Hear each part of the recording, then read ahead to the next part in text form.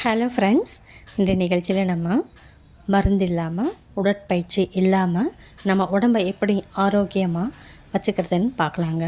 அதுக்கு ஒரே வழி வெந்நீர்.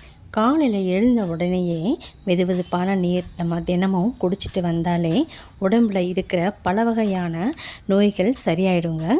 காலையில் எழுந்த உடனே நம்ம குடிக்கிறதுனால செரிமான பிரச்சனை இருக்காது, தலைவலி முற்றிலுமே போயிடும், வயிறு சம்மந்தப்பட்ட நோய்கள் எல்லாமே சரியாயிடுங்க, பித்தப்பை கற்களும் கரைஞ்சிடும், எடையும் குறைஞ்சிடுங்க, மாத விளக்கு சம்மந்தப்பட்ட பிரச்சனைகள் எல்லாமே சரியாயிடுங்க.